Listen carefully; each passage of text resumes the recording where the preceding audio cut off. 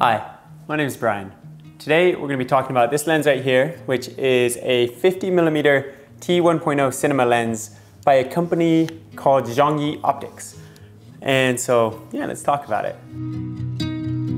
We were hanging around, always looking to doubt it a little, not hearing the sound.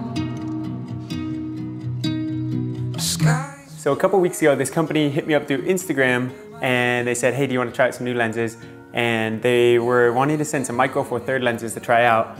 And I asked them, I said, do you have any Canon EF glass? And they were like, yeah, we have this 50mm full frame T1.0 lens that you could try out. It's a cinema lens. I was like, that sounds awesome. Like, what? I've never had any chance to try something like that before. So a couple days later, they sent me over this guy to test out and just give my thoughts on it. So that's why we're making this video right now, as a thank you to them for letting me test it out. And a quick note before we get a little bit more into this review is I really enjoy making these YouTube videos, and I really enjoy talking and communicating with the community here on YouTube and filmmaking and everything. And so I just want to let you know I'd super appreciate if you were able to comment any questions or say any tips, or if you have any cool pieces of gear or anything. I mean, I don't know how the YouTube algorithm works, but I know if you like and comment, I think it helps get this video out to other people, which hopefully we can just grow a bigger community. So I'd appreciate anything you can do there. Basically, they sent me this. It's an engineering sample, so the glass is pretty optically correct, I believe, but the focus ring, the iris though, aren't quite as smooth as the final version is gonna be, hopefully. But yeah, let's just get right into talking about this lens. So first of all, as you can see, it is a beefy boy.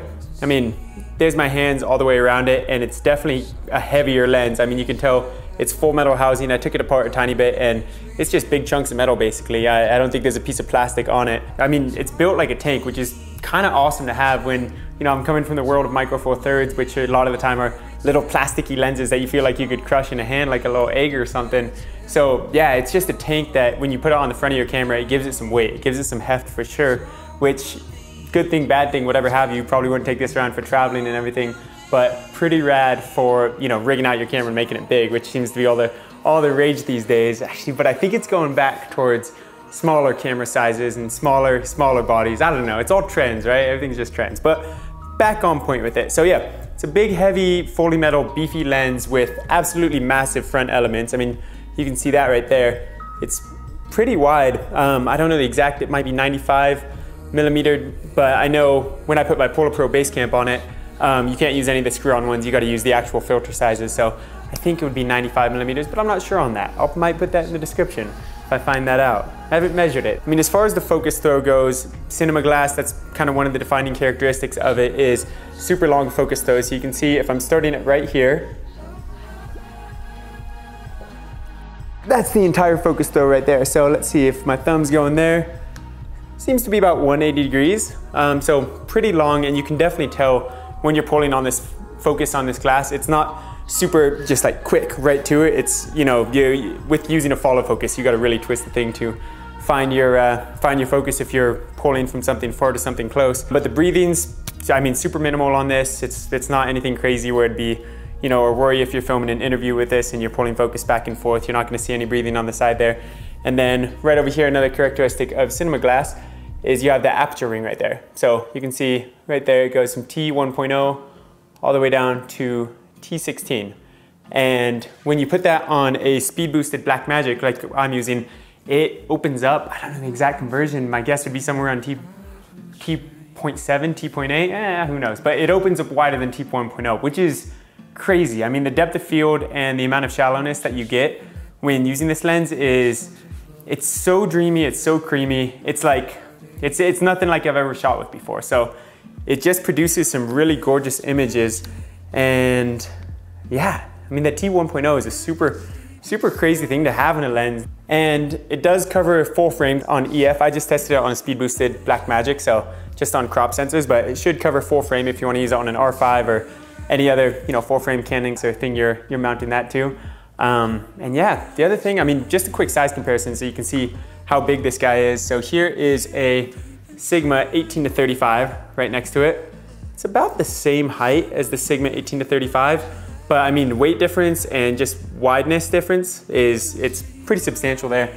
And then another lens that I would compare this to that I've been shooting on is the Sigma 50 to 100, which by the way is such a cool lens.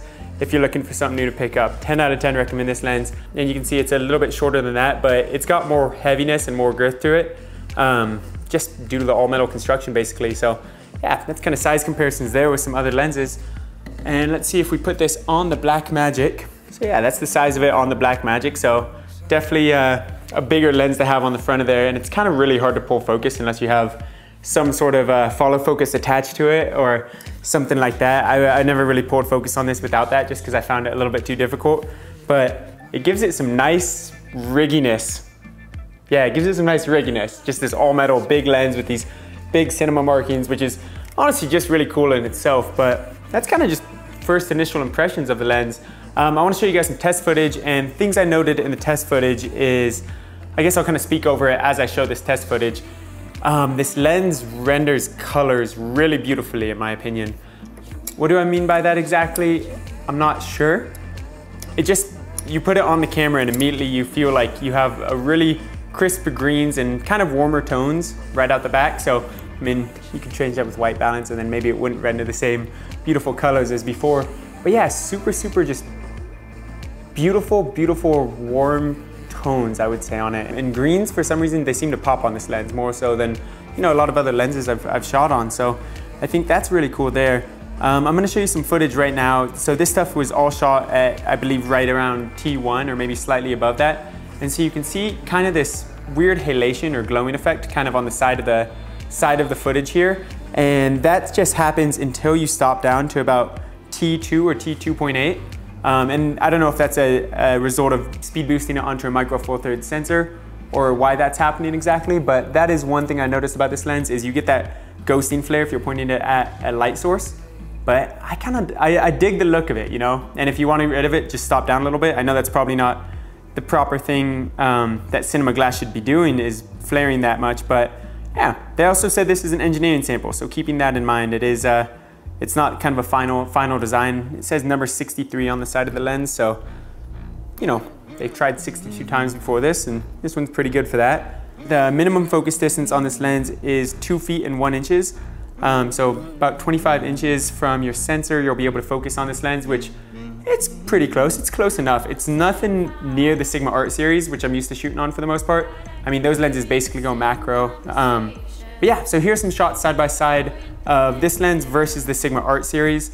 Yeah, so comparing this 50mm to the Sigma 50mm to 100mm 1.8, this one obviously it has a faster aperture, which is awesome.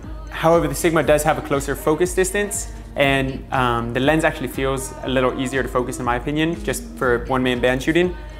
The Sigma also, it's a lot sharper, and it kind of has more of just a photo lens look to it, and this has a really smooth, creamy, buttery look to it. And so I think if I could shoot certain projects on this lens that I knew I had complete control and the time to set up and a little extra time to do the focus pulling and everything, I would totally go with this lens. But for quicker, you know, one-man band stuff, I would definitely go with maybe the Sigma 50 to 100, just because you have that little bit of extra range in there, and I seem to be able to pull focus better on it. That very much could be just because this is an engineering sample, and so the focus though is a little stiff. And actually I spoke to my contact at Zhong Yi, and they were saying that yes, that's exactly what's happening. Some of the parts aren't machined exactly to specification yet, so hopefully that'll be fixed when this lens comes to market. But yeah, those are kind of some initial thoughts on the lens. It really is a gorgeous lens to have on your camera. I love the yellow markings on the side there and everything, the built-in focus rings and everything. So 10 out of 10 recommend this lens if you're looking for, I don't know the exact price on it yet, but what I believe is gonna be some cheaper cinema glass that can cover full frame. It's 50mm, which is just about my favorite focal length on a Super 35 or crop sensor, and can open up to T1.0, which is pretty awesome. If you guys have any more questions about this lens or anything like that, let me know. I'll get back to you and see if I can answer them for you. And then other than that, I hope you have a wonderful day. If you have any comments, questions, reach out, say something below. And yeah, we'll get right back to it. Bye.